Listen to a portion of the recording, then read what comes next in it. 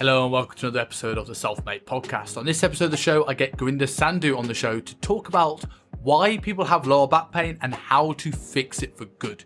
It's one of the most common pain symptoms that we see. So many people come to coaches, physiotherapists, doctors to try and get rid of their lower back pain every single year. And I see it all the time. People on the gym floor stretching out and have no real idea of what is causing the lower back pain. In this episode, we deep dive into that. We talk about how there is also an emotional component to pain, just as much as there is a physical component to pain. We talk about the day-to-day activities in your life you can do to try and avoid lower back pain in the first place. And if you have it, what can you do to solve it for good? We also talk about communication skills and how our coaching communication improved over COVID, and how almost when you had your main tools taken away, like Daredevil in the MCU, your other senses have to be heightened. And we talked how about we learned through doing things over Zoom, and when we couldn't get hands-on, how we improve our communication skills, as well as a story about when I took on a deaf client, how my physical skills had to massively improve. This is a great recording for coaches or anyone in pain alike. And if you enjoyed the show, please share, tagging Gurinder and myself, and whatever your favorite podcast platform is, give us a review on iTunes or Spotify and drop us a share. But I will leave you with myself and Gurinder Sandhu.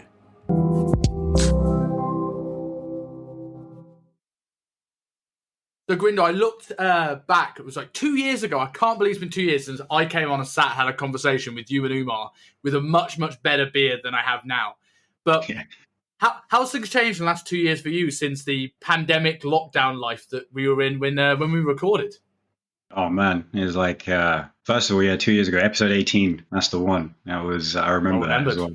It was good conversations, man. It's like caught you early in that. And, but yeah, it's like, last couple of years, man, it's been crazy. It's just like how quickly that's gone by with, just spent basically those 2 years between like April 2020 and April 2022, just being online and just doing online coaching.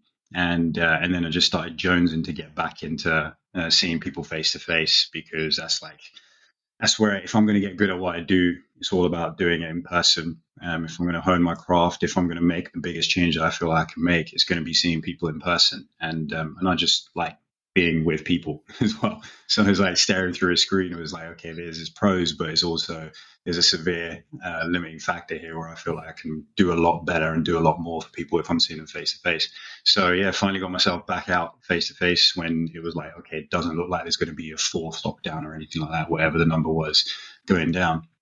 And then, just got back in, started working out of a place in Soho. Good vibes there, some good trainers and everything. And good practitioners overall, for his health and wellness space. So it was good to be surrounded by like-minded professionals again, and just people who can make you think, oh crap, I need to up my game as well, which is really, really good. It's like it's been certainly missing for the previous couple of years. You're just working by yourself. And so since then it's gone from strength to strength again, just getting more and more busy, just seeing more people, and just it's been a lot of fun, man. It's just like, you just definitely don't take it for granted. Like being able to see people for work face to face. So I'm really enjoying it again, man. That's the big marketing push at the moment, is pushing online, because it's like, oh, you can work on a beach in Bali. And I think in the times I've done a bit of online coaching, I've worked on the beach once, and that was in my first week of being there. There's never any good Wi-Fi connection at the beach, and it becomes quite an isolating job. As you said, it's nice to be around people that are going to push you up and make you better. From an online coaching perspective, because we all know how online personal training works, but how does online coaching work from your perspective? Because you're more the sort of like the physical therapist side of things than a trainer side of things. So how does it work with you? Yeah, that was an answer I didn't have when it started all kicking off. And I was like, what's happening to my livelihood? I don't even know what's going to go down. But then push came to shove, and it's like, you just got to do something. You got to make it work. So I started, that set of clients I had at the time. Most of them came online with me, which was great. I was super grateful for that. And then I just helped them through that period. And I even picked up some clients, and even a few clients from the States as well, who actually had back issues. So for those people who don't know, my background is mostly dealing with people with lower back issues, chronic or recurrent lower back issues, and then just and helping them get out of that, basically, and feel confident in their bodies again and not feel imprisoned by the pain.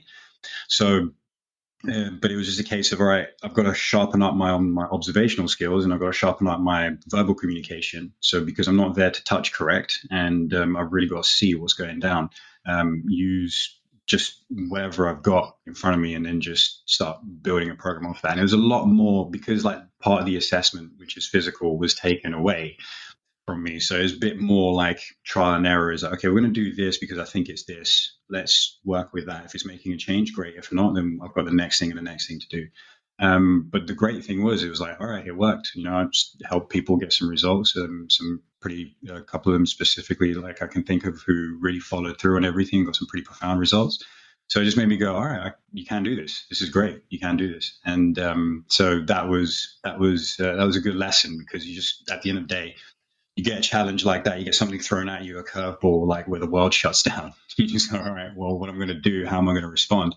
And you just don't know. You don't know, but you just take it as a challenge, and that's what I try to do, which was, all right, let's just get in the zone. Let's just try and make this work and see what happens. And then approached it with that, let's see what happens type of approach. And it worked, which was good, which was really good. So do you think it adds do you think it adds an extra string to your bow that a lot of therapists wouldn't have? Because I can imagine the amount of people that see people on their table every day with back pain or any pain, and they got to the point where they're giving them homework to do and they're just not doing it. And they just kind of go, okay, we're just going to release something. We'll just find something to get them out of pain right there on the table, and we'll move them on. Do you feel that you now have a skill set, because you can't physically do that with people? You now have the tools not only to help people stay out of pain long term, because you give them things they can do outside of your office, but also be able to truly understand, demonstrate them, cue them in the way that some people that just are hands-on on a table can't do? Yeah, that's a good question. I think it makes it definitely added to that, because if I kind of think of like I haven't played like computer games in like a couple of decades now probably, but I just think of like the FIFA players, and you've got that web where it's like your speed is excellent but your endurance is low, that kind of thing. So if my my like touch correction or whatever was good, then but my verbal communication, because I could get away with not having to get good at that, because I'm like, okay, just do this, put you in this position. It might not have been as good. It forced that to get better. So then it made me think about, all right, how am I communicating with people? And because people are different as well, they'll pick it up differently. It just made me go, all right, I'm going to try this way, and I'm going to communicate it this way. And if that doesn't work, then I'm going to communicate it this way. And if that doesn't work, I'm going to try and communicate it this way. And so I think it definitely helped. I think it made a big difference to essentially what I thought was possible, really. And I think that provided a lot more confidence, and then provided more confidence in the fact that I can get results for people as well, regardless of the circumstances. So yeah, when you have that experience, I think it does help give you a bit of an edge. It's almost like when you look at Daredevil superhero comics, right? You take away one sense and your other senses are heightened. Like I remember I had a client who was given. I got all the difficult clients back when I worked in the city. Like I was the person that if someone came in and they were diabetic or they were vegan or they had one arm or whatever else, I kind of got those kind of people. And I remember one of the biggest challenges I had was have a guy that was deaf. So I had to learn British Sign Language, a little bit of it, enough to get by. He could read lips well, but I had to really slow down, which was hard for me. But also the physical side of my communication skills, when he's face down on a leg curl, I can't cue him like I'd cue anyone else. And I take that to a client who can now hear me. I now have another tool in my toolbox to help them. Like, what were the skills you learned? Is there any like overwhelming trends you learned about how to come across to people verbally, when it's cueing or explaining things, or things you learn about your communication skills through this process? Yeah, mostly clarity, just like cutting out the fodder, because you can, and I'm similar in the sense that I can just chat, right? It's like, and I like explaining this stuff as well, and like I like making sure that person in front of me is getting it in whatever way that they can. But sometimes you can just do too much. Sometimes you can just say too much. So it's like, all right, well, I have to be even more on point with how I come across. So I better just use my words wisely, basically, because if I'm mincing them, then somebody's just going to look at me and go, "Wait, what was that?" Or they'll just show it to you. They'll do a movement which you didn't even cue, you know. So then I go, "Wait, what did I do wrong there?" So I take the responsibility first rather than putting it on the client, which is like, because in a lot of cases they just, somebody who's struggling that much just doesn't have that proprioception, i.e., that spatial awareness of their body to be able to and that awareness of their particular body part to be able to make a movement how I want them to make it. So, but before I put that on them, I'm like, wait, how did I not do this properly? So just basically really trying to come across in a way where I'm not using excessive words, hopefully. And then if I am, it comes across because somebody's not doing what I want them to do, or they just go, wait, hang on a sec, what are you talking about? So yeah, that kind of thing was probably that's the biggest thing that comes to mind. I agree with that massively. I remember one of the early drills I was taught was, if you can't coach an exercise in less than 3 cues or less than 3 pointers, you probably don't know the exercise well enough. And for me, that was profound because, as you said, like, we're both very similar in the sense we can easily chat about this. And I think not only does it make it concise so that a person can understand it well, I find I can cue any exercise much quicker than I ever could now. The longer I'm in this, the less things I say. I get the setup right so they can just, it's easier to get it right than get it wrong. But also as well, I sometimes, as when I was younger, I forget that not everybody gives a shit. Like, that kind of person where if you speak too much, they just want to get out of pain. They don't care why the pain science is the way it is. They don't care what the SI joint should do. They just go, okay, it still hurts. Can you stop it? And the more you speak, the more they wander. And actually, you've lost that battle. And that was the thing for me. Is like, people don't like stuff as much as I like stuff. And that is fine. Yeah, exactly. It's like they don't want to hear about it. They don't need to hear about it. It's like we need to go layers deeper because we need to understand and have a few bits, like few tools in our arsenal to be able to go, okay, if that's not making sense or if that's not working, then I can go deeper and find something else that does work. But they just need to know what is it that they need to do. And that is it. It's like they don't have to know the why necessarily. And sometimes, like, you tell me your experience with this as well, is like people who do want to know the why, they tend to overthink it a little bit too much and they're a little bit too anxious about the outcome. And so it actually takes them a little bit longer to recover because, it hurt a little bit like this, but it didn't hurt like this. And I don't know what that means. And, they can just keep kind of stay in that loop a little bit too much. Like, what have you noticed with that kind of thing? I noticed that in 2 different ways. I think there's certainly, when it comes to fat loss, to people that tend to that want to learn often overthink it. I was having a conversation with a client today that he was listing out about 14 different supplements he was taking, and I'm like, you've consumed about 10 beers per night on a weekend for the last 5-6 weekends. Like, you're trying to find the magic arginine that's going to make your abs appear. And I was like, how about you do the basics well? Like, stop measuring the minors. When it comes to pain and trying to get people out of pain and get people out of niggles, I feel when people get pain in the gym, they panic. And because of that, they'll focus on it. I had a client who had an issue with his shoulder when he was pressing. It's because he actually couldn't stabilize on his press. So he ended up flaring when he started to get tired and it started putting pressure through his front delt. But he used to keep going like, yeah, I just get pain when I do this. And he keeps telling me this. I still feel the pain when I do this. For people that aren't on YouTube, that's me spinning my arm around. And I was like, I know this is generally bad advice. Well, just don't do that then. But I'm like, it was such a violent movement. And I'm like, we'll hunt while you're getting pain and we'll find ways to sort it. We'll improve your position. We'll look at other factors. But when in life are you going to spin your arm around like that? Like, if you've had to hunt for this pain, it's probably nothing to worry about that much. Yeah. Do you get people doing like that? They're when it kind of goes away, they start hunting for it. Yeah, it starts to go away, and then you just like, well, shoulder's a good example. Is like, okay, what range can I get it in where it's actually going to hurt? And it's going to be some obscure range where you just kind of like got your shoulder in this sort of funky position or whatever. And it's like, it's rare to be there, and it's like, it's fine. And it's like, there is that, people get that element of doubt as well, which is, okay, well, if it kind of hurts and I don't want to use the shoulder like I'm should do or supposed to, but it's just more. Yeah, that's where that whole mental aspect of it comes into it as well. Is like, because pain's more than just about the physical. In a lot of cases, it isn't a physical thing. It's going to be a bunch of other stuff which we can get into, but one of them being like that mental thing. So if you're always hunting for it, that could be telling you something about your state of mind as well. So it's like, all right, and then just kind of being losing confidence in making movements because you've got that one obscure range where you just go, oh, that's when it hurts. And it's like, yeah, but how often does that happen, right?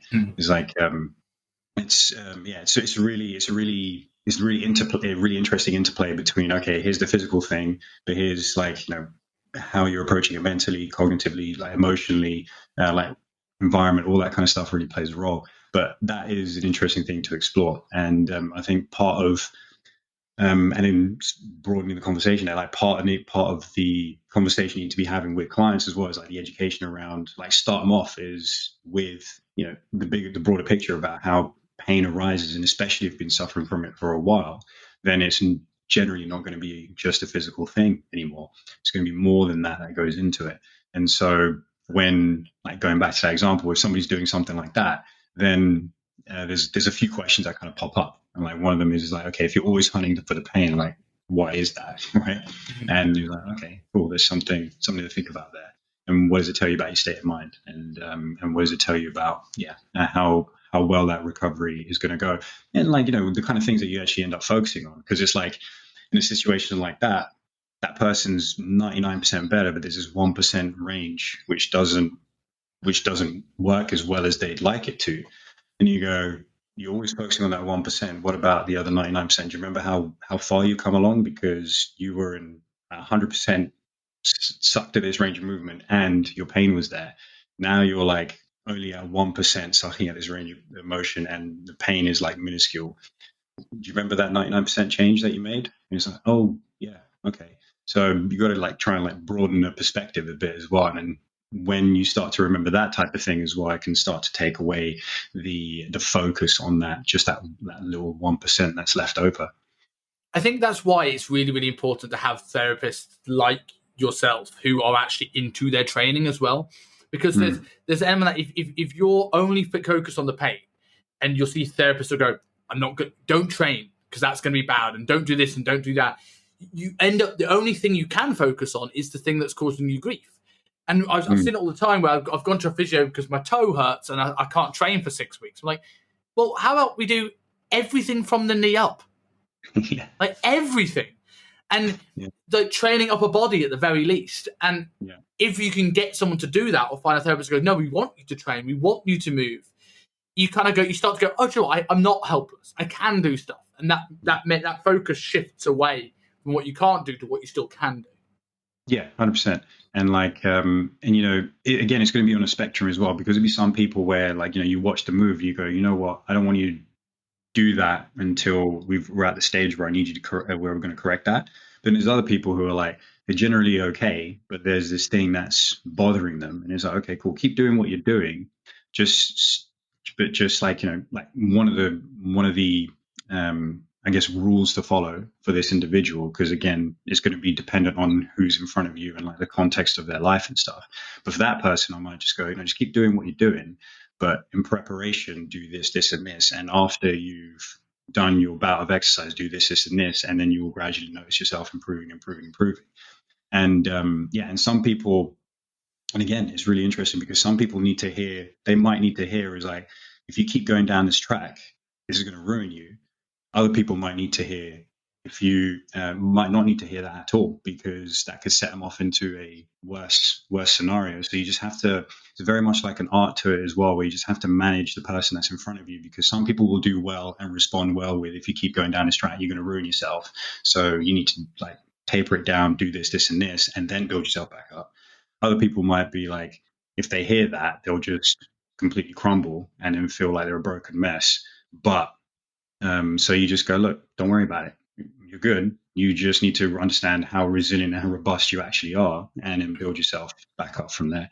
And that's the thing. I think that's one, like, that touches on something which I feel is really important. And just reminding people that you are actually extremely resilient. You are actually extremely robust, because the fact that you're experiencing pain is essentially what your body is doing, and what your brain is doing is trying to send you a signal that something needs to change, but it's still allowing you to move forward in whatever capacity you can.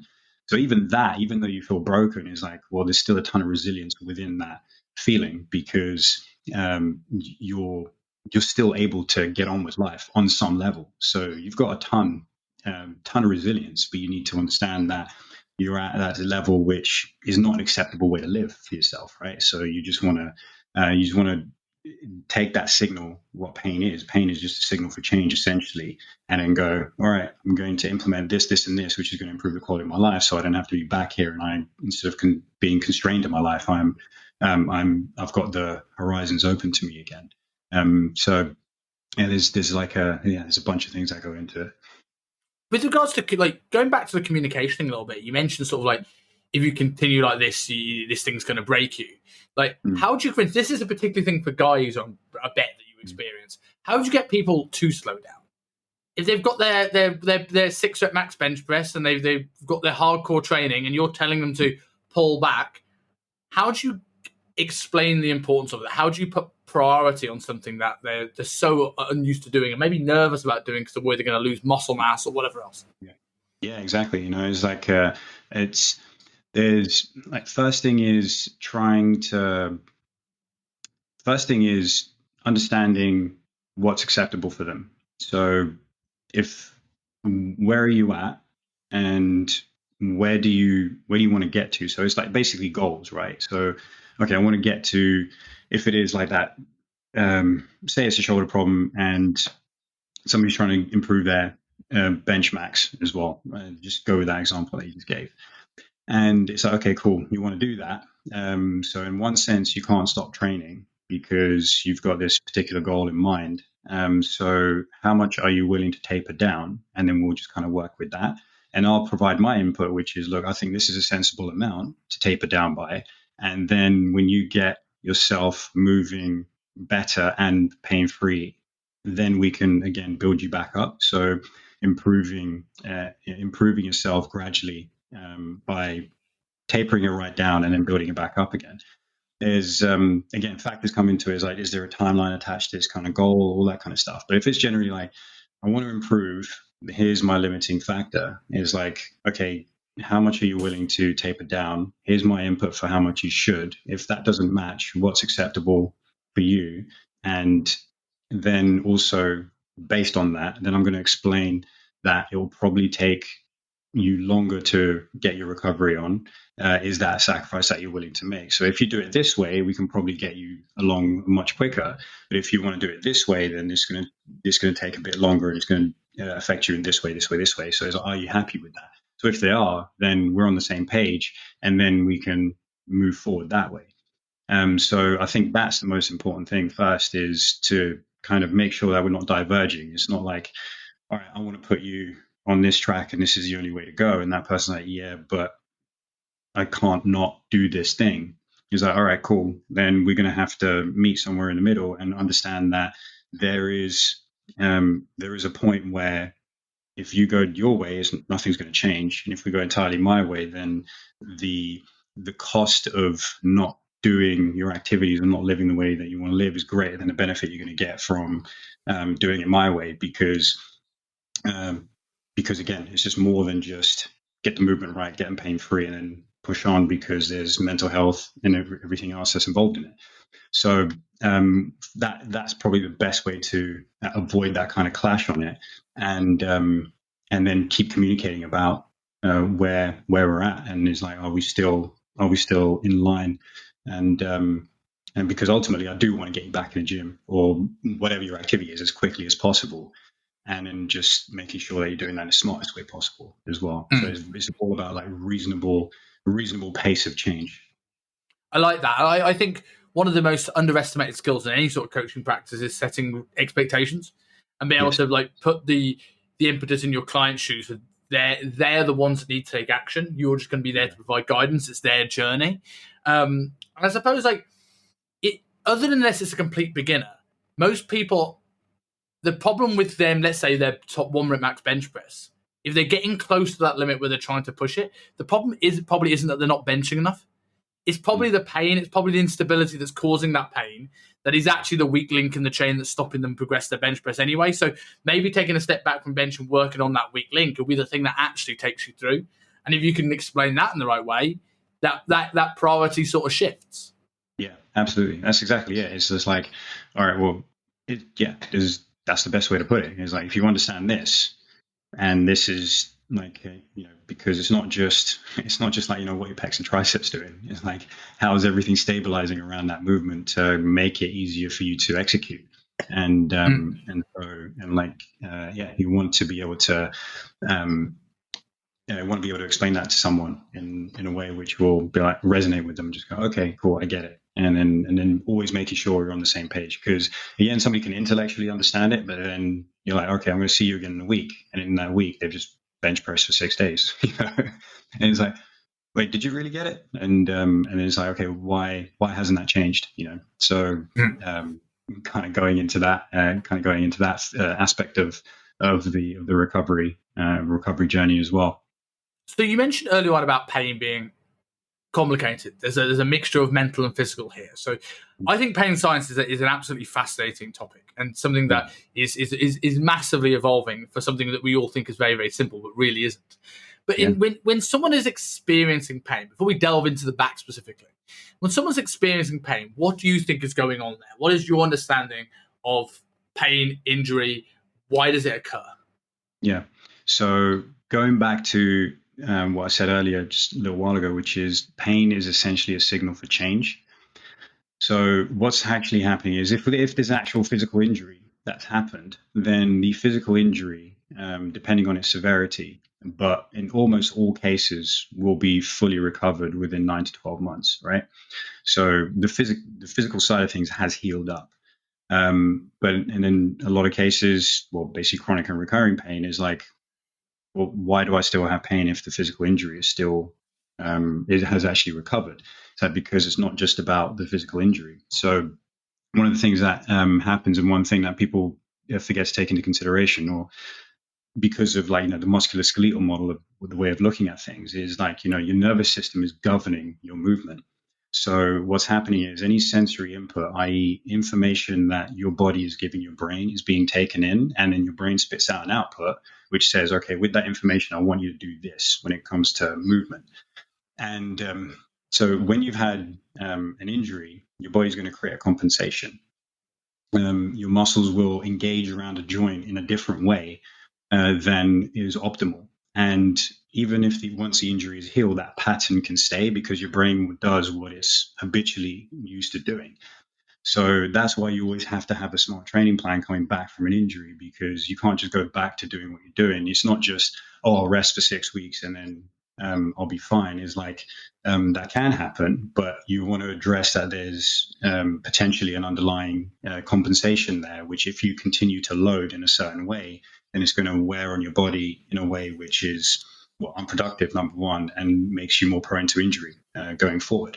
So you want to address that, and the way and that compensation sticks because that brain body connection, your brain goes, okay, this is a new way to move because I have to avoid loading that site of injury, and it creates that compensation. Then you want to correct that, and so it's a movement patterning thing. It's that relationship between brain and body that needs to be altered again back to something that's supporting your joints in a optimal manner. And that is just tapping into the nervous system. But the interesting thing about that is that the changing in that brain-body connection is also influenced by your emotions, your thoughts, your environment, and essentially the lifestyle that you're living. So like nutrition, everything like that. So we can talk about an example for each one. So like emotions, for example, is like, how does your body, like, what kind of emotions does the idea of pain bring up in you? If it's fear, then the more fear that you have and the more anxiety that you have around it is going to make it harder for you to recover. It's going to make it harder for you to let go of the pain. And you're going to be more sensitive to pain as well. Then what about thoughts? Is like, what is your relationship with this pain? I kind of ask my clients, like when I'm starting with them, is if your pain was somebody that you knew, if it was a relative or a friend, how would you feel about them showing up at your barbecue? And so there's like, it's this annoying uncle who just won't shut up, who just keeps nagging away in the corner, like in the background. It's always just low grade bothering me. It's like, okay, cool. So if you're going to be pissed off at this uncle all the time, then why don't you just go have a conversation with him and find out like what's going on in his life so that you can put some context around why he's there and nagging you like that. And then you have a bit of empathy for it. So it's essentially, there's an element of having a conversation with your pain. And it sounds crazy, but actually when you do that and you kind of personify it a little bit, it takes the edge off of it. And so also not treating it as something that is to be feared or something that creates anxiety, and being curious about it. So if you're more curious about it, then again, it's like, okay, when it showed up, it's like, why are you here? What are you trying to tell me?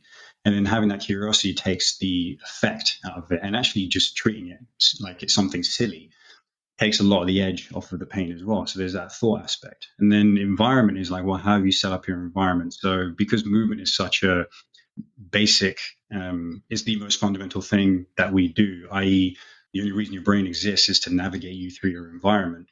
So if your environment is set up where you're not doing that, you're not creating enough movement, then that's going to be a contributing factor. So that's one way that the environment will affect it. So you want to set it up so that you make it, the concept for me is like, I talk about a concept between friction and flow within your environment. You want to create friction between things that don't serve you very well, and you want to create flow with things that do serve you very well. So one thing could be, all right, right now I'm standing up and having this conversation on my laptop, right? So in this scenario, I'm going to be standing up, and I'm going to change my setup later on when I work a little bit. I'm going to be sitting down and punching away, but I've created a little bit of extra movement throughout my day by doing that. So how can you arrange your environment so that you're able to do those kinds of things, which allow you to lessen the pain?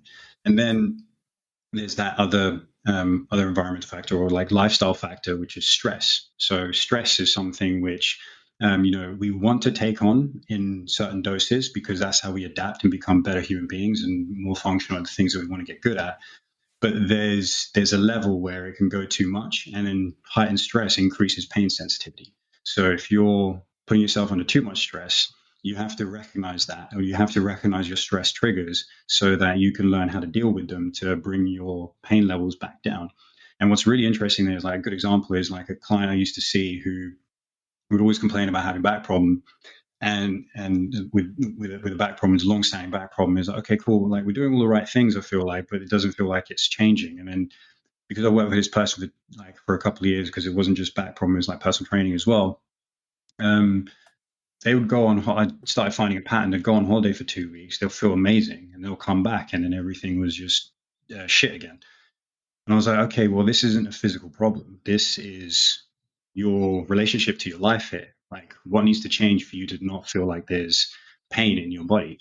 And so it was like, you go away, sure, like you're moving around a lot more, probably like you're exploring the world, a little bit of where you're going, but you're just relaxed. You've forgotten about your like day-to-day responsibilities and things like that. And then you just start to feel much, much better. So it's like, okay, what needs to change in your immediate environment? What needs to change in your current life, which will allow you to stop experiencing this pain and bring that sensitivity right down? And so that's like kind of a good kind of an overview of all the different factors that affect it. And this is why you need to pay attention to how you live your life, because if you're that person who's like, I'm taking 14 different supplements, but I'm drinking 10 pints 3 nights a week, then good luck making that long-term change, because it's not going to happen. It's like, okay, supplement's great, but here's this lifestyle factor which is massively limiting you from making that change.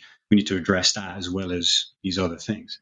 So that's how kind of pain is influenced. And I think understanding that is massively missing for general population.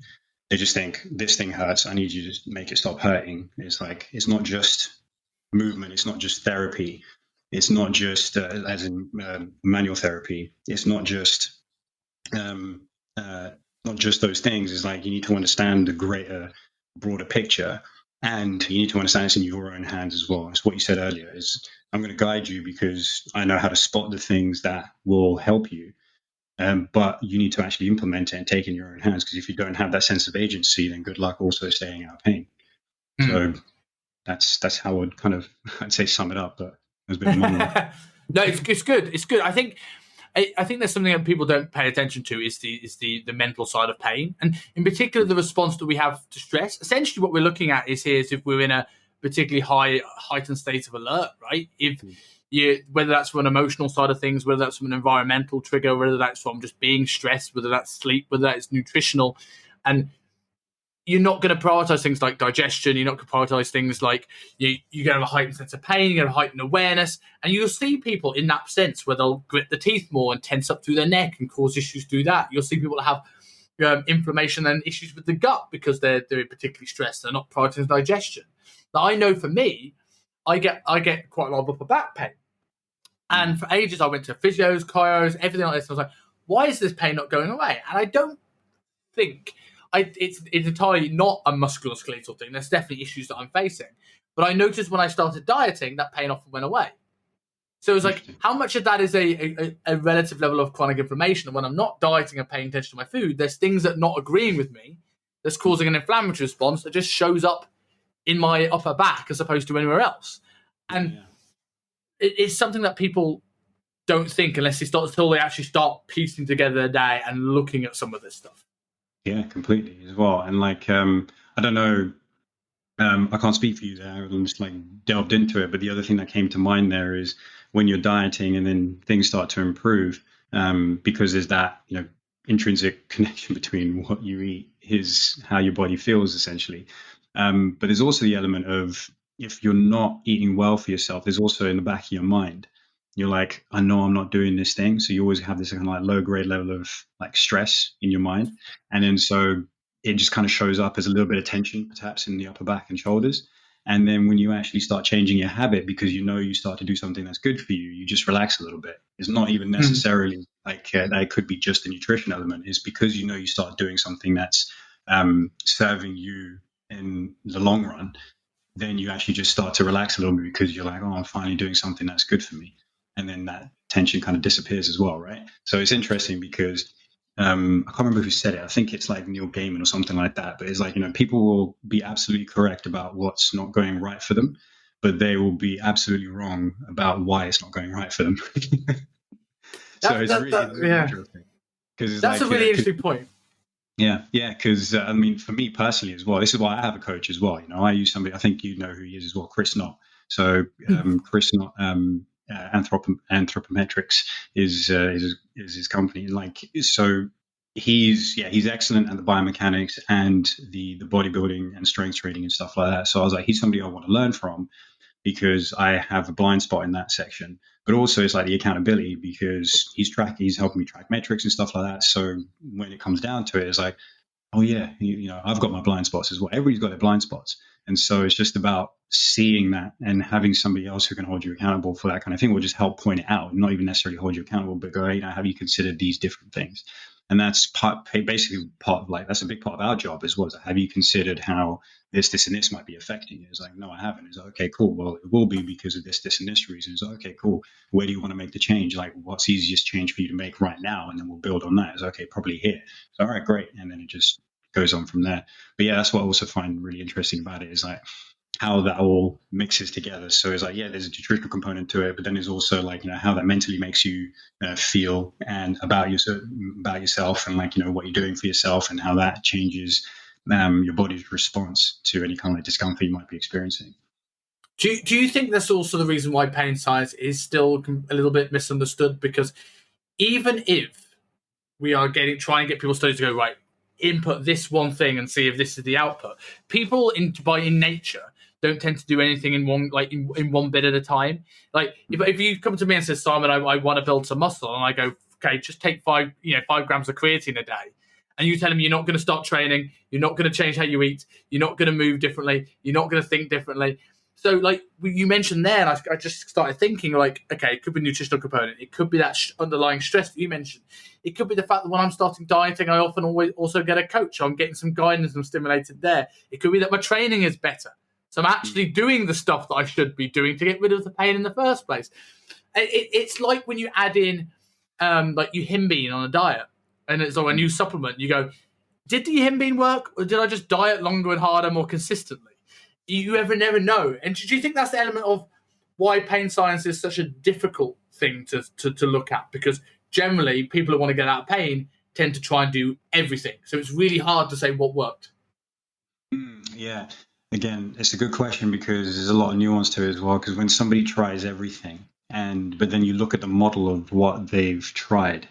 It's actually a very small spectrum of what they've tried. And what I mean is, most people will go through that route of, okay, I'm in pain. I'm going to go see my GP. My GP is going to say, right now is potentially, this is like a kind of typical journey, but obviously there's variation there. But the typical journey is, I'm going to go to the GP. I've got some pain. GP tells them, look, don't worry about it. Give it a few more weeks. Let it rest. And then you rest. Nothing changes. You go back to your GP. Like, okay, here's some painkillers. Give you some painkillers. Like, okay, cool. It dulls the pain a bit, but I'm still actually not feeling any better. Like, it's not actually, I'd have to take more painkillers for the same effect. That kind of thing happens. And you go back to the GP, it's like, okay, we're going to get you a consultation. You get a consultation, like maybe a surgical consult. And the surgeon goes, you don't need surgery yet, but go to physical therapy here. You go to physical therapy and you turn up, and it's actually group physical therapy on the NHS.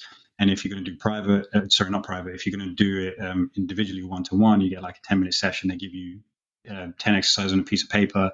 It's like, go do these. And you're like, okay, I'm doing them, but I still don't feel any better. So it's an extremely generic approach. And it's actually a very, very small amount, a small thing, small spectrum of what you could be doing. And then it's like, okay, you get another consult, and then it's like, okay, maybe you need surgery. And it's like, surgery is the very, very last thing. It's like, so people go, I've tried everything. And it's like, when you actually narrow it down, you go, you've tried everything in the model that you know about. Here's people like me, there's osteopaths, chiropractors, other private physiotherapists who are going to be able to look at a problem in a different way than you've actually looked at it already. So you're fed up, you think you've tried everything, but look, based on what you're telling me, there's still something that hasn't been explored. And I'll tell you, like, one simple thing that doesn't get explored often enough, and I know, and I'm pretty sure, you work with this kind of stuff, is like actually breathing correctly. you know, is So even if they've gone to see osteopath, chiros, and physios, it's like, yeah, I've tried this, and this, and it's like, okay, cool. What I'm hearing is like, there's a bunch of stuff that marginally worked, and there's some stuff that didn't work. It's good to know about that, because then it's like, okay, we need to expand on those things, and i.e. the things that did work, is like, there's a clue there that you're not a hopeless case. Basically, in most cases you're not. You're like, everybody's got a chance, because there's always going to be something that makes them feel better. We just got to dial up what that is and broaden what that is. So if there is something that makes you feel better, is like, okay, cool, there is something here for you, but we need to put a plan of action in place, because it's a bit more complicated than you think it is, and it's also, you haven't actually been through everything, because there's still some things that are left on the table. So I hope that answers the question.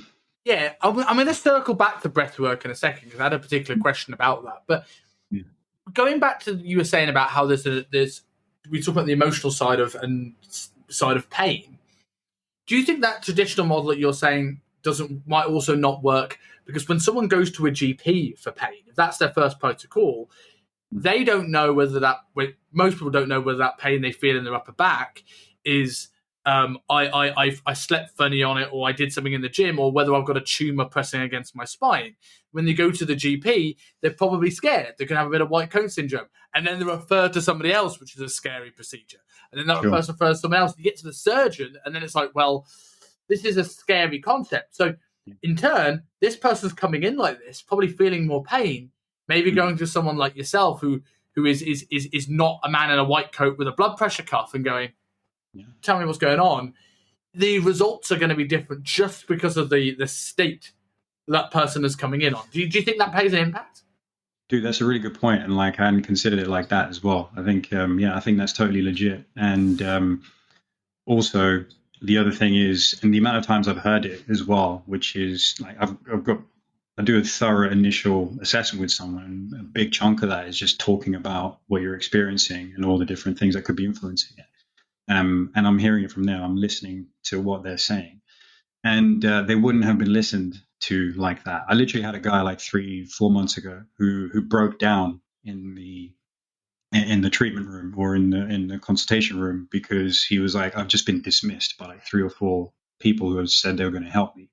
It's like, no, this isn't something that's a problem the way that you think it is. And he's like, well, I have a problem of some sorts, and I need it worked on. So I basically sat there, I listened to him for about 45 minutes of initial 90-minute consultation. And then, he started crying. And because he's like, somebody's actually finally like listening to what I have to say. And that in and of itself is going to provide a massive amount of relief, because you're like, finally, somebody's taking me seriously, and it's not just something that's in my head. It's something that can actually be worked on. And side point, if it is something that's just in your head, that can still be worked on, because there's other therapists who are skilled at doing that kind of thing. But yeah, so just having that alone, just being with somebody who's actually going to take time to listen to what you're saying and listen to your problem is huge. And yeah, I think that's a good point that you raised as well. It's like that less of a white coat syndrome kind of thing, because I'm essentially dressed how I am now. It's like I just wear black. I've got my logo on my shirt, and I'm like, hey, how's it going? Just let's talk about what you're here for. And just that bedside manner really helps, because it just helps put people at ease. He also highlights another problem we have in, I don't know so much whether with doctors, but maybe I reckon it is, but certainly with coaches, that people just aren't willing to ask for help. If they don't know something, they're not willing to find out. So they get dismissed because rather than saying, I don't know, but I'll find someone at will, I just don't want to admit to my client or myself that I don't know the answer to something, which is so short-sighted, especially in the coaching field where, I think personal training is an incredibly hard job because you have to be a very, very, very, very good jack of all trades. Yeah. So you can't master none. Like I'm not wanting to dismiss what you do at all, because I think it's incredible. But at least when you're learning about what you do, you can dive down deep into what you do. Yeah, there's all these dimensional components to it, but like a personal trainer's going to go. You've got nutrition, you've got psychology, you've got communication skills. You've got to get someone to follow a diet. You've got to look at training program. You've got to have a little bit of the knowledge that you have. And if you're thinking you're going to be an expert of all these things, and I've certainly battled this, you're onto a losing path. It's only when you actually have a referral network of people you can go and speak to, at very least, if not refer people to, that you actually start to get a better working knowledge of stuff. Because if I'm trying to learn all this stuff at once on my own, I'm fighting an uphill battle. Yeah, exactly.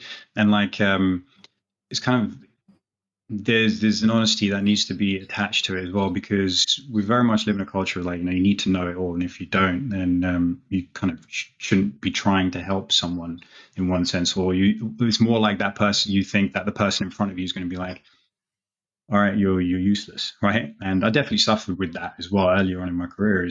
But it's funny because that classic hubris of that Dunning-Kruger effect of you know so little but you think you know something, and then you put excess pressure on yourself to be able to provide a solution when it's like, actually you don't know jack, right? And you need to bring in other people to help you with this. But actually, the times it's me checking myself as well, because is why I like part of the big enjoyment of doing what I do is it actually keeps me in check in one sense, because I go in, somebody's presenting with certain issues. Like I've got an interesting case where this person, this female, only experiences back pain like 2 weeks after a cycle, like after a period, and it goes on for a week, and it just lasts for a specific period of time. And it's like, okay, this is super interesting. So I know I can help on some level, because I still think there's, based on my assessment, there's still some things and that she can do with the skill set I have. But then it's also like in the back of my mind is like, okay, if this stops working, then I know there's a hormonal component. I know there's this stuff. I know there's people who I could refer on to, which she hasn't seen already and she hasn't been exposed to already, which will be the next part of the track for me. So I've got that in the back of my mind, because I'm like, okay, this is definitely could venture into territory which I have no grounding in, because hormones, for example, as much as we like to think we know about them, are just like super complicated, right? How they interact with the whole system. So there's things like that. And then, but then there's also, you very much live by like, I'm always learning. I always want to evolve. So if by definition, that means I'm never going to know everything. So I'm always like, and this is what's also beautiful about coming back, seeing people face to face, because I have them presenting their problems right in front of me, and it's like, okay, cool, I'm helping. And then I might hit a wall because somebody does something or presents a certain way. I'm like, I'm not entirely sure. So I have people who I can speak to about this kind of thing. I have my mentors as well, right? So because at the end of the day, you have a problem. If you say you don't know, you're going to know how to fix it the next time it comes up, because in theory, it's like, okay, I don't know. I'm going to work on knowing about this. And then the next time this comes across, there's a little bit less that I don't know. But then the other thing is, that whole I don't know, I fixed that has brought along about 3, 4, 5 other questions as well, right? About what you actually don't know. But yeah, the point being is if you have that attitude, I feel like it allows you to actually do better service for your clients, because you're able to learn about that problem so that it's never an issue again for the next person that you see. And yeah, so just making sure you have those like kind of mentors in place where you can just ask them questions, and just even just people like, you and I, like we can just get together and just have a conversation and be like, what do you think of this? Or what do you think of that? And we may not, so sometimes it might be blind leading the blind, but in a way, at least it's giving you a bunch of questions that you need answers to, so you can go and actually take it to somebody who's way smarter than you are. I agree with that. That's why I don't think imposter syndrome is a bad thing. Everyone talks about imposter syndrome being a terrible thing. I don't like it called a syndrome either, because they're comparing it to something that is actually a mental illness. But like it's something that if we didn't have it, we wouldn't keep pushing. And I think the reason why we get better over time is because we have that little bit of inadequacy is what keeps a bit of fire alive. And I think that's really important. So cycling back to breath work, because you mentioned it earlier on, I sort of want to bring this into the segue of talking about lower back pain. It's a bit of a buzzword in the industry now. It went from mechanics, now everyone's talking about breath work, right, over the last few years. And I think for good reason. Like, I think, this if you look at from the lower body, there's a fascial attachment from the psoas into the diaphragm. And if you can't expand your rib cage, then good luck having good mobility at the shoulder. In theory, on paper, unbelievably important to improve someone's breath work. But how applicable do you reckon breath work stuff actually is? Because the way I often think about it is the amount of times we take a breath in a day. Your bad reps always outweigh your good reps. It's like trying to have a piss in the ocean and trying to make it yellow. So you mentioned breath work. Obviously, but I assume you mentioned it because it's something you help with your clients.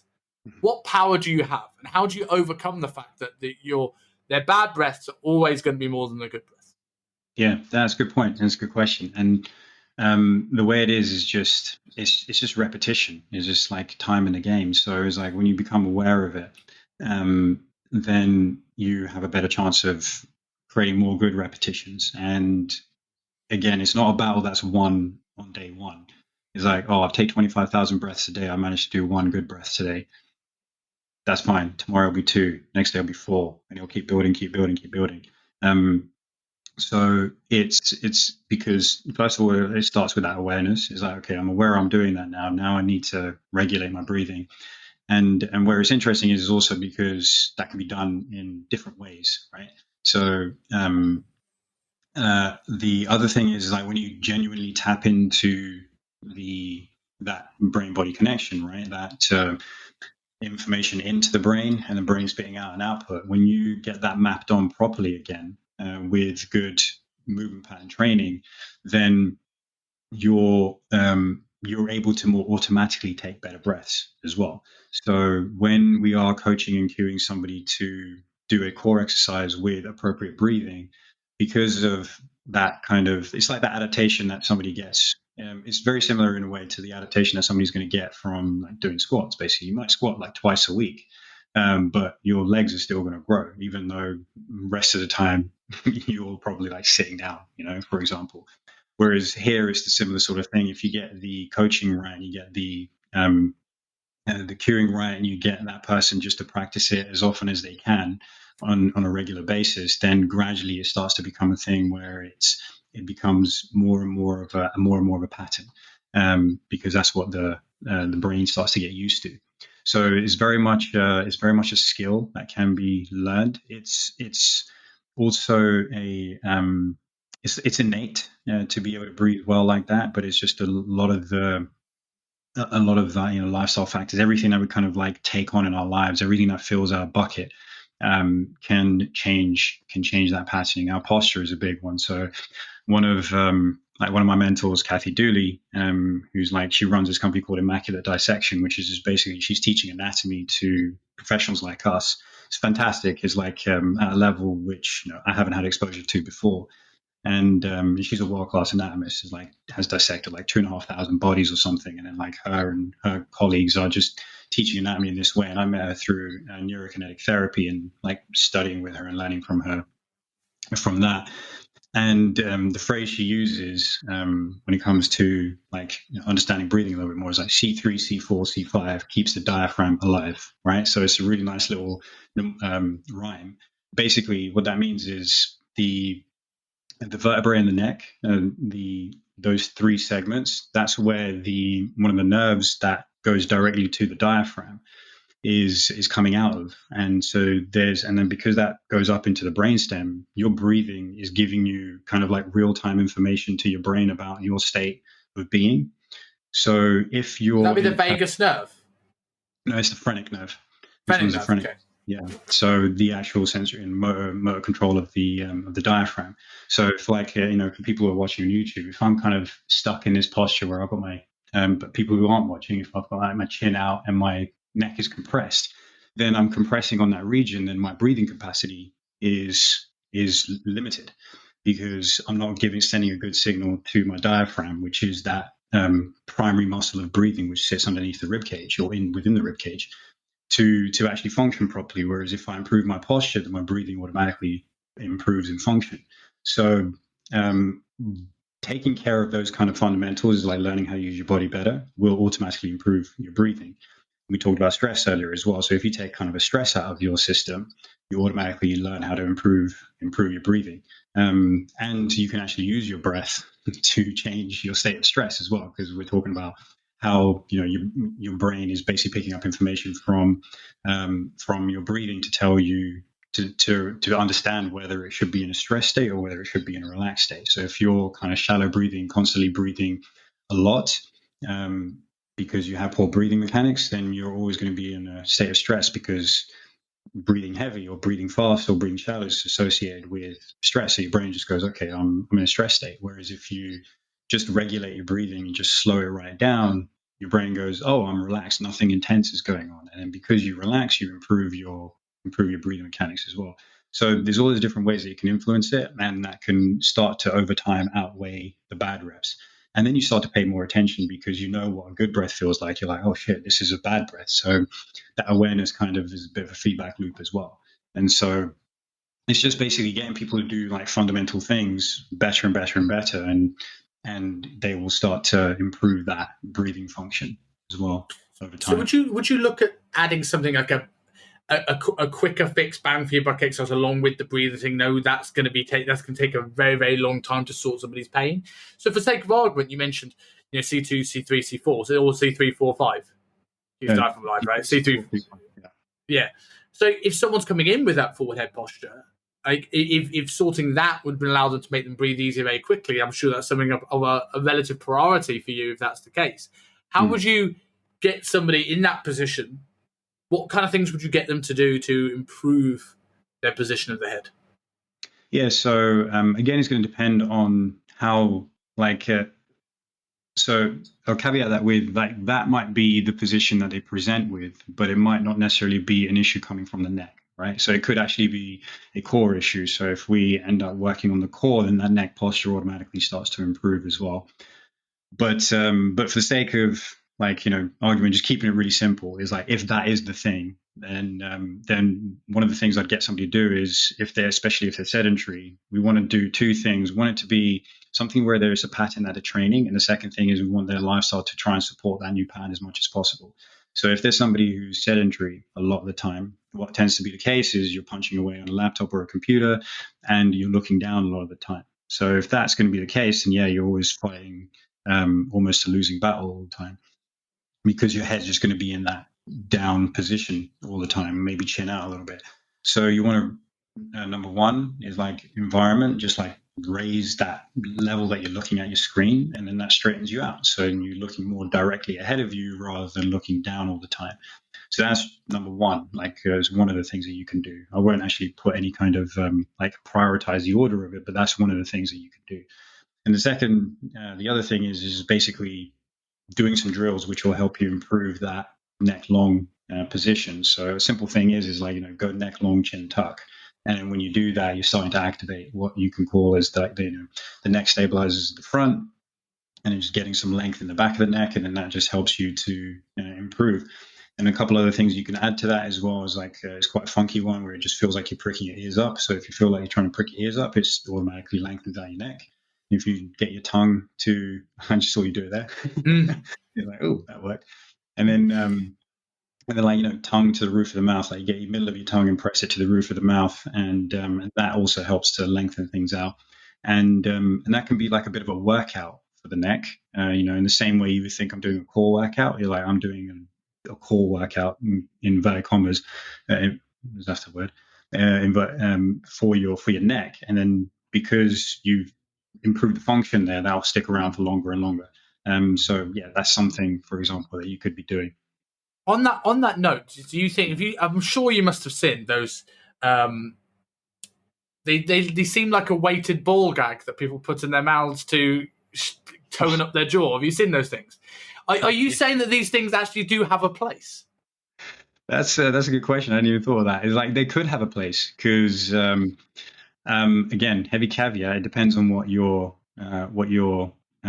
presentation is, like how your symptoms and what the actual cause of them.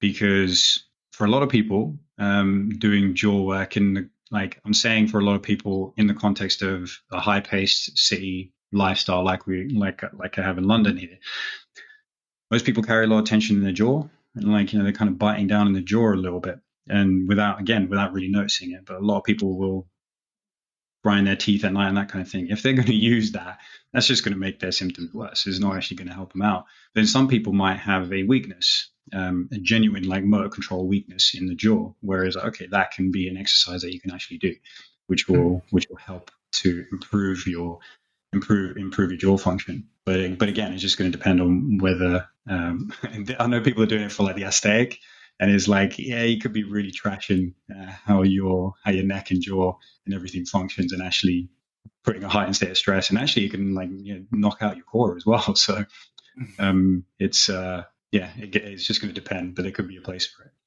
When you said core earlier on could be the reason why somebody has issues with the neck and in turn the diaphragm, are we looking at sort of like anterior tilt pushes you forward away from your center of mass, so in turn you have to overextend the spine, which means you've got a flared rib cage, and you sort of do this sway back and forward until you find that position at the top of the head? Is that sort of what you're referring to when it says it could be if we can get yourself stacked, we now center ourselves over our center of mass and our head doesn't have to keep balance anymore?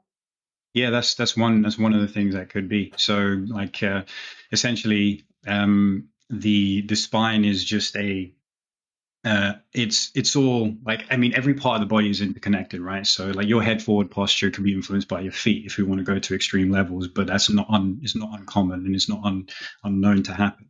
But yes, because of the way the spine functions, is like it doesn't work in isolation. If you've created a like excessive lordosis in the lower back, you're probably going to create that in your neck as well. So it's correcting how you hold yourself up will have a knock-on effect on the rest of the spine. And like one side, like the number of times I've seen in recent weeks as well, like the neck influencing the back and vice versa. So somebody's got a back problem and they might present with a bit of neck issues as well. Is like there's an intrinsic connection between the two things. So it's like, actually, if we work on the neck, the back starts to resolve itself, or vice versa, whichever way that person's particular problem is, whatever the cause of the person's particular symptoms is.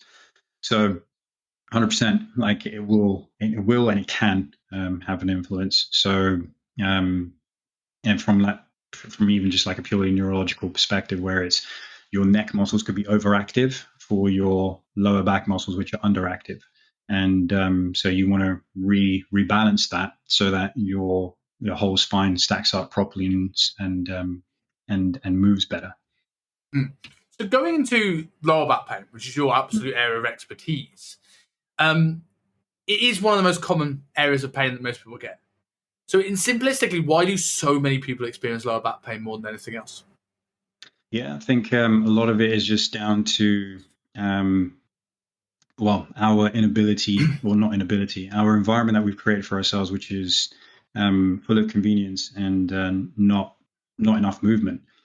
So it goes back to the idea of body's craving movement because your brain is hardwired for movement. That's what it's designed to mostly do. and we find ourselves putting our and because that's where our center of mass kind of sits, is in that lower end of the lower back, and we are putting undue strain and stress on it by putting ourselves into positions which it doesn't like. So that's a big contributing factor, I find. I think even from my opinion.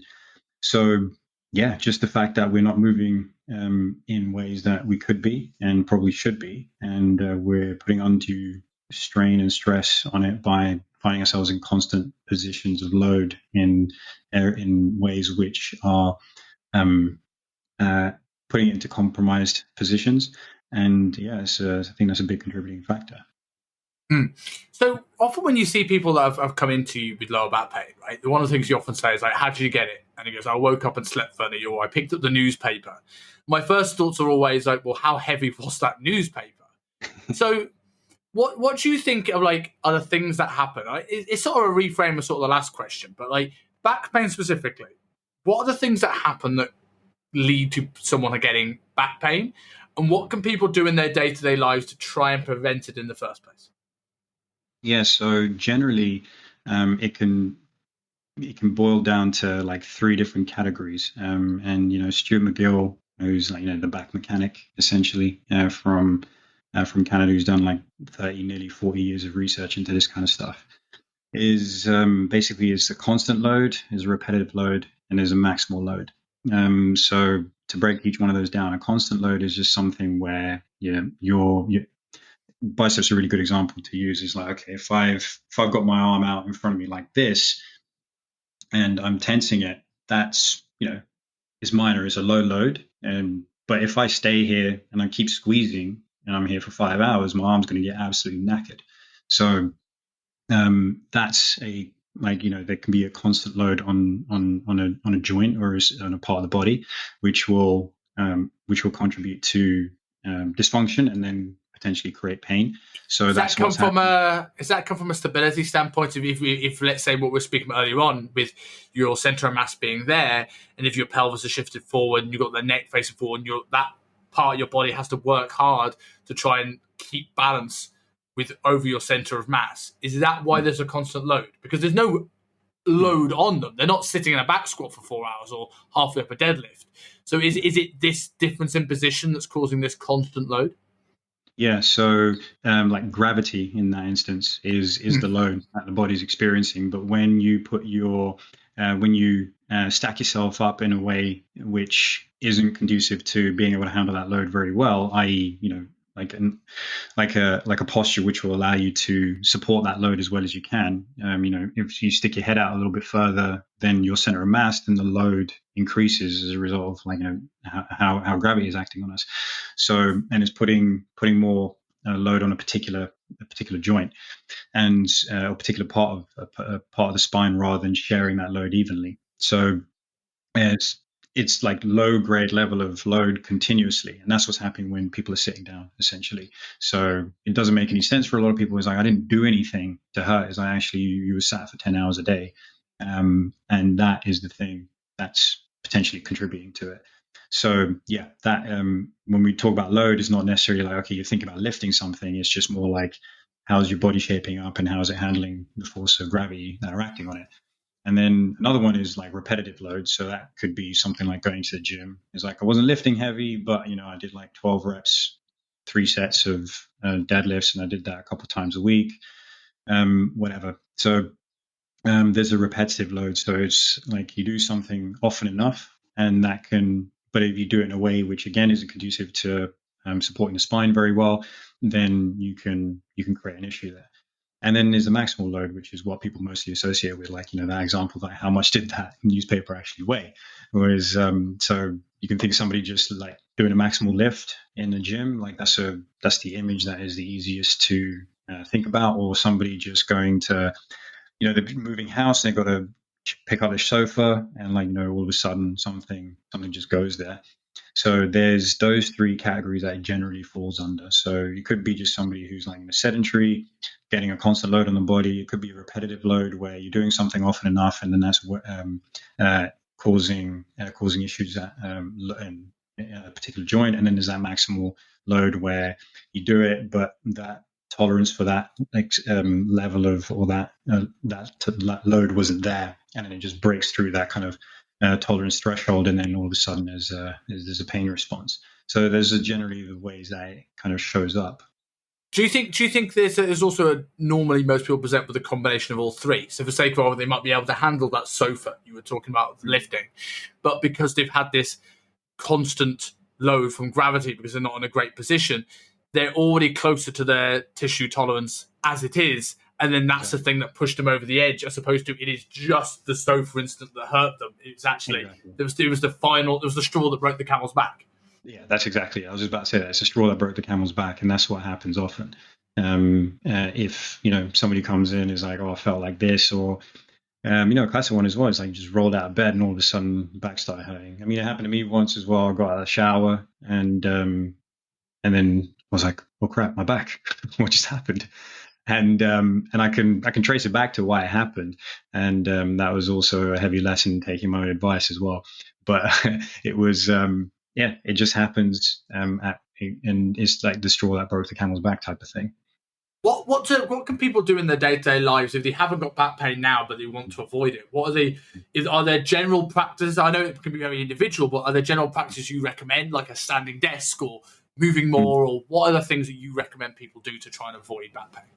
Yeah, so when it comes to movement, frequency of movement is king. So I'm not talking about it having to be like, you got to go to the gym like 5 times a day type of thing. When I talk about frequency, it's like, every hour move for 2 minutes. And that could just be walk around if you work in an office, just walk around your office plan,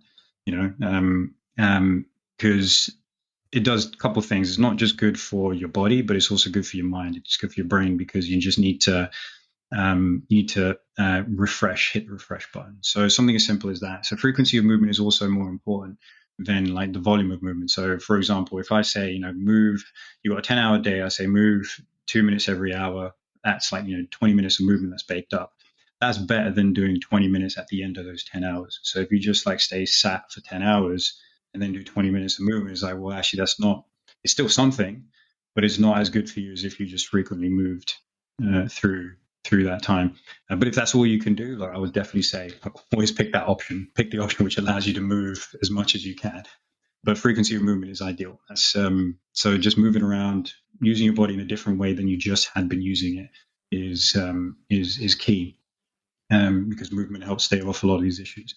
And then it's kind of like all those other factors that we discussed earlier, which were stress levels and stuff. So noticing like any kind of triggers that have for stress. So, I mean, we're talking about prevention here as well, but that's also important for prevention because it increases pain sensitivity. So, getting your sleep right, God, like it's so foundational. It's just getting enough sleep and enough good quality sleep will always put your body in a state where it can handle way more than it could if you didn't have that good quality sleep. So it improves your tolerance, improves your resilience, no end. So getting that sleep right will be in and of itself a very potent preventative measure. Nutrition as well. Hydration is such a big one. I've become more, and obviously I'm looking at things when in the initial phases, like from a movement perspective, but I've even right at the beginning have started asking people about how much water they're drinking or how much hydration they're getting, because your tissues, like your muscles are like 75% water. Your whole body is arguably it's just a machine to pump water around, essentially. So if you're not getting enough water, your tissue quality is reduced, and you're not able to use your muscles and joints and ligaments and stuff in a way which is supportive. They'll feel like they've got less resilience and they're more brittle in a sense. So you just will experience more discomfort if you're not well hydrated. And hydration is kind of like individualized in the sense that everybody says like get your 2 liters of water, and it's a good like little benchmark to aim for. But making sure it's not just water, but you're getting those electrolytes in you as well. So, but without getting like trying to focus on the individual too much, more of like a general rule is like just get enough water and you just drink. And And then with nutrition as well is like before, like you use that example earlier, the guy who's like just taking tons of supplements but just not taking care of his drinking, is before you even think about like any kind of supplements which could help with pain, like people think of like glucosamine and stuff like that for joints. It's like, well, what are you doing with your nutrition which could support your joint health, and which would mean that you're trying to prevent as best as possible picking up pain and injury.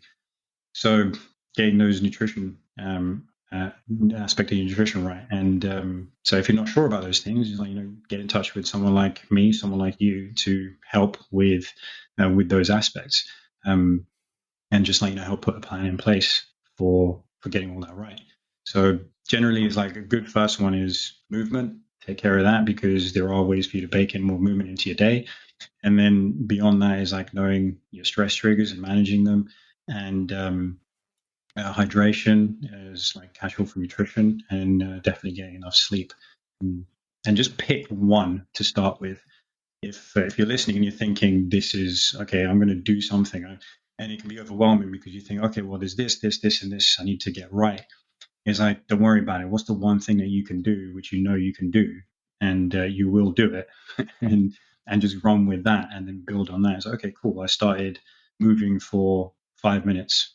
Great. I'll build that up to 10. And then it's like, okay, cool. I'm only getting 5.5 hours of sleep. I'm going to try and get an extra half an hour, and then I'll build that up to 7 to 8 over time. So it just starts small. It doesn't have to be all or nothing. As regards to getting out of pain, you see most people, when they get a little bit of back pain, you see all the time, people in the gym, the first thing they think about doing is to stretch it. We all see the guy that's sitting on his front, pushing his chest off the floor, or the person that's bringing their knee round to the side and rotating. Do you think things like this actually help? And is the lower back tight when people present with pain? Yeah, that stuff helps if it's what your body actually needs. So the interesting thing, like stretching, for example, is it feels nice because there's this link between stretching and what the brain is perceiving, which just makes it feel like, oh, this feels good, and this is relieving. But the thing is, if you're stretching and then after 20 minutes it stops working, and that's the case every time you do that, it's not like it's staving off pain. It's not like it's helping you improve the pain symptoms or reduce it or put you out of pain for a longer period of time. It's just like, I get temporary relief, it comes back. I do it again, it comes back. I do it again, it comes back. And stretching is not the thing that you're going to need. It's not actually helping in this case. So even if it feels tight in the lower back and you're stretching it and that's not helping, then that's not the thing that you need. Tightness isn't a tightness isn't just a symptom of something needing stretching. It could be a symptom of something that's overly weak as well. And so if you stretch, that thing that is tight because it's weak is just getting weaker. So you're actually making the structures worse and reducing the little support that it already has to keep you clinging on. So the opposite might be necessary. Somebody might actually need to be doing some stability and strength work. And I have a client right now who I'm working with for knees, actually, and default thing to do is just to get into a hamstring stretch, just fold forward and just stretch that. Oh, that feels good. That feels good. It's like the position you can get into suggests you have the length. Your body and your brain lets you get into that length. Stop stretching, because that's not the thing you need. You actually need to build stability and strength. So that was like a what type of moment? Like, you want me to stop doing that thing that gives me relief? Is like, yes, just trust me on this. Give me a few weeks and you'll start to realize why. And yeah, lo and behold, this person's starting to feel stronger in their legs. It's starting to feel like there's an important change happening there. And they've been pretty good. Like, they're more disciplined about not stretching as much, because it was such an automatic movement for them that that I had to call it out a couple of times. I'm like, stop it. And then I've noticed that it's happening less and less in the sessions I'm having with this person. So it might not be the thing that you need. And tightness does not mean you need to be stretched. It could mean the opposite, but you only really know that like in a self-diagnosis kind of way. You're going to know that because if the thing that you're doing, are you stretching, is providing temporary relief, but that's all it gives you, and it doesn't improve anything over time, then you need to stop doing that and get a proper assessment to find out exactly what you need to do. I'm so glad you said that. I have a love-hate relationship with stretching because, in a sense of it, what that temporary relief is, and certainly in my experience, is your calming central nervous system, which we said will give you temporarily more range because the body has let go. 90% of the time, I feel that most people, when they feel tight, is their body goes, I don't feel safe in this position, using the peg as an example because I can show on screen. So I don't want him to go there. I stretch it, nervous system calms down, I have that range. And as you said, that could open up a can of worms because there's a reason why my body didn't want me to go there. Yeah. And I also think a lot of these things are overly lengthened. So often people go, well, I can't touch my toes, for example. I must have tight hamstrings. I feel my hamstrings being tight. But I always use that as like a guitar string, right? If a guitar string's like, you're creating like feel like that guitar string doesn't move very well, you don't want to tighten that guitar string more because it's probably just overly lengthened. It's going to snap. What actually you want to do is create some tautness to that to create some movement and some flexibility. And we spoke earlier on about pelvis position and rib cage position and how those things could help those things out tenfold. And I feel that strength 9 times out of 10 does more than stretching ever will. And I think stretching has its place, but it's more to, okay, we get some temporary range, but now let's go in and strengthen that range and make sure that your brain knows you can get there, and I can get into a position where I can work out what's going to stabilize this position. Yeah, fully. And I try to stay away from using the word stretching a lot as well. As like because if you're going to do it, you want to do it in a specifically targeted way. Everybody thinks of static stretching is like, talking hamstrings, it's like, okay, I'm just going to pull my leg towards me, hold it for 30 seconds, and then let it go. It's like it has a very specific time and a very specific place to use that particular kind of stretch.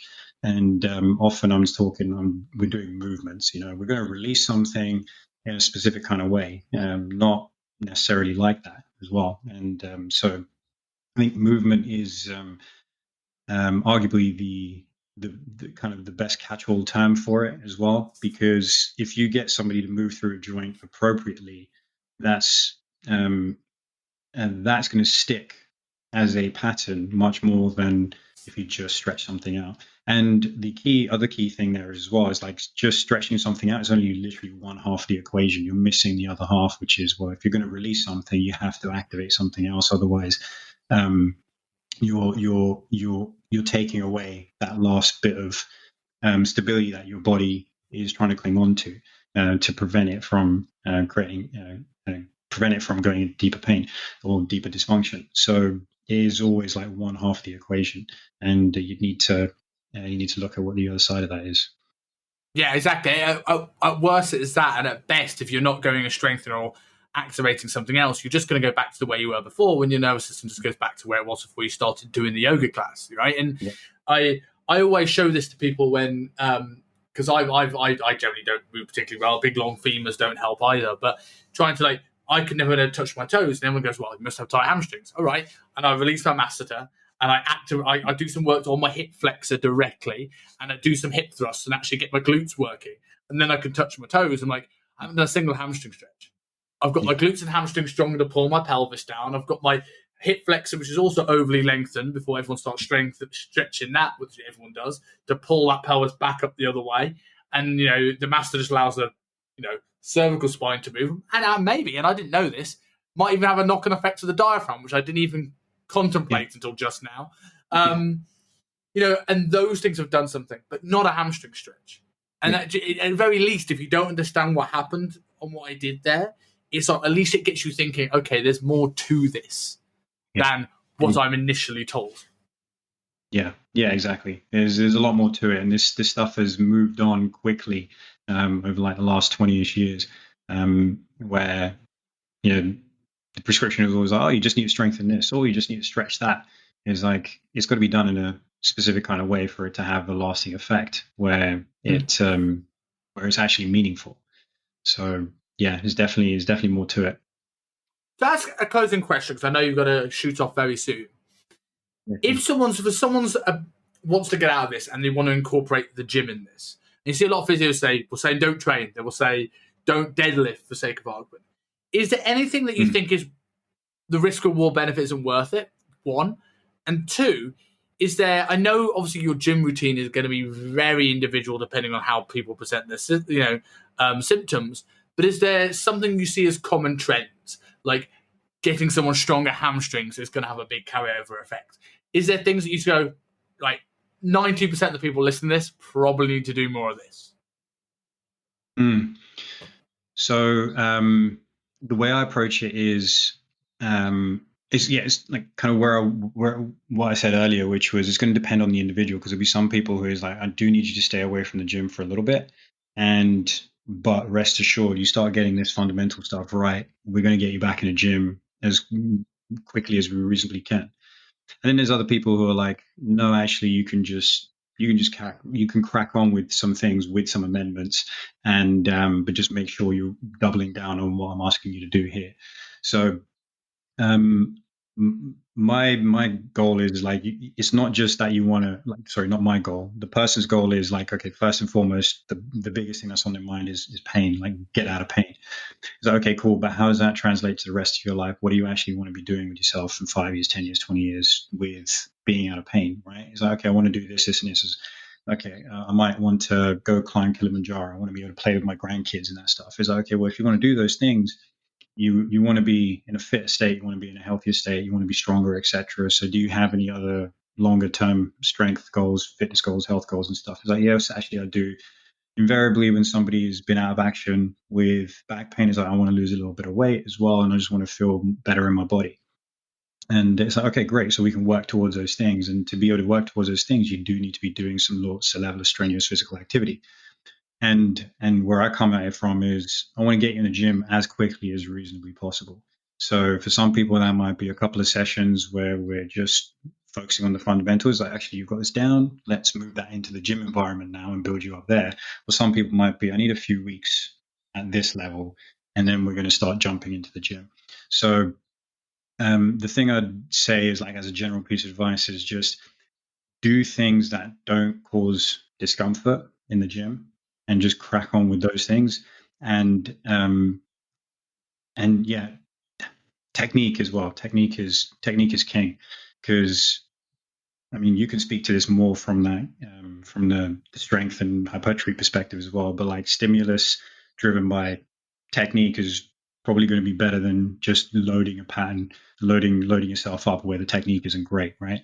So doing it with good technique as best as you can, and just getting in the gym and just staying pain free. Doing pain free stuff is still going to be relevant for you, still going to be important for you. But take the steps to actually get yourself out of pain as well, so that you aren't limited, you're not constrained in the gym, you can do anything. So I'm not one of those people who's like, you need to completely stop what you're doing. I'm very much like, here's a plan of action for you. This is what I want to help you achieve. And does that sit with where you're at? If the answer is yes, great, that's what we're going to do. If the answer is no, then we're going to try and figure out what is acceptable and stuff. But essentially, it's that, get yourself in the gym as quickly as you can, build that strength up, and then just like keep going, moving onwards and upwards from there. Hope that's a helpful answer. Yeah, really, really good. So for people who want to find out what you do, either via the online portal, which I'm assuming you probably still do a little bit of, and to see you in Soho, how can people get in touch with you? Yeah, so they can find me on Instagram. So that's a simple place to find me, is at Gurinder Sandhu Coaching. I won't take 5 minutes spelling that out. I'll just I don't know, I'll put it in the show notes. Yeah, sweet. So yeah, you can find me there. That's probably going to be a good place, because I'm linked to how you can get in touch with me and how you can book appointments with me from there as well. So that's a good place to find me. And yeah, just see if that content vibes with you as well. If anybody needs help, I can be found in Soho. So Until Soho, great plush state of the art facility for helping people with achieving their health and fitness goals and getting out of pain and stuff. So I'm happy to see people there as well. And I offer a free initial consultation with people as well. So that 90-minute session where we go in depth into the assessment, and then start prescribing you with the exercise that are right for you to get you where you need to be and gain pain free. That's a free initial consultation. So if anybody wants that, they can come see me in Soho for that, and they can book in via online. I mean that's awesome. I tell you what, the amount of people I know that I said at your facility, they've got to give me a sponsorship deal eventually. The amount of times it's being plugged on this podcast. But thanks, dude. This has been really, really fun. Good to reconnect, and I'll speak to you soon. Yeah, 100%, man. Thanks for having me. It's been a pleasure, and we'll do it again. Anytime.